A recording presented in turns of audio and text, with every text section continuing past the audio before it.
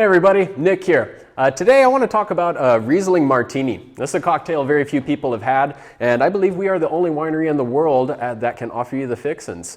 The Riesling Martini is something I thought of a while back. It's no stroke of genius or trick to make. Truly, this drink is simple as can be. We produce 3 different bottlings of Riesling from Kick-On Ranch, this very cool windy site in Santa Barbara County. We do a great dry Riesling there, of course, but this drink involves the other 2 bottlings, which is the Riesling dessert iced wine, we call it, and then our Grappa of Riesling, which is distilled by our friends at Ventura Spirits.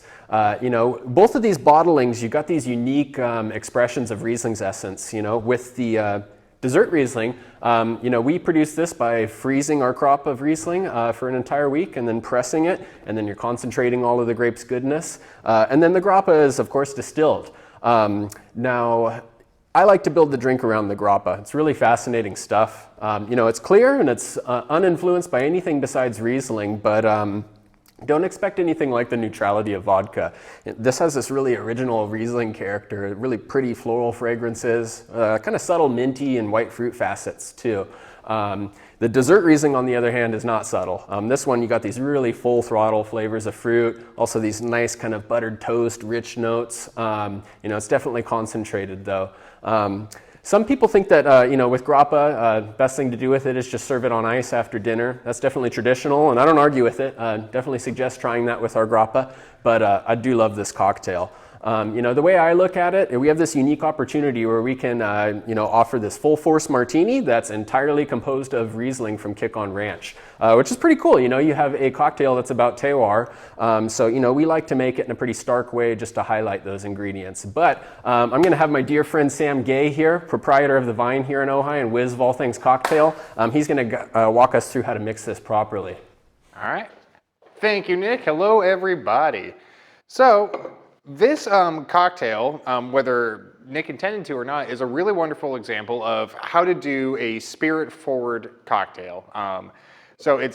It is kind of minimalist. Essentially what the whole kind of theory around it is based around is that you have something strong and assertive, in this case the Grappa, and then you soften it up with something that's lower in alcohol content that also complements the flavors of your base spirit in this case. So in this case, we're obviously doing the dessert Riesling.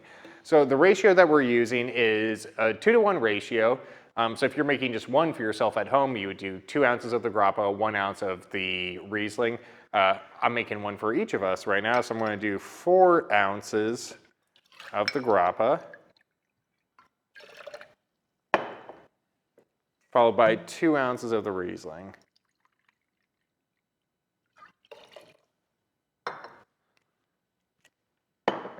Next, we're going to add ice. Ice is this wonderful ingredient that's in every cocktail ever, and we're going to stir this cocktail. We're going to stir this cocktail for a very specific reason. First off, what we need to do is chill it down and add some dilution. It allows the flavors to kind of get to know each other and hang out really well and kind of marry. The other thing that stirring does is preserves the texture of the ingredients originally. So we're not shaking it up and frothing it up and adding ice and getting those little ice chips into it. We're really letting these ingredients kind of sing and stand out onto themselves. We did the experiment. We did try shaking this cocktail initially, and then we tried stirring. And when we stirred it, we noticed that you get much more of the kind of subtle flavors that are inherent in these ingredients stand out a lot more. When they're shaken, they seem to kind of get lost.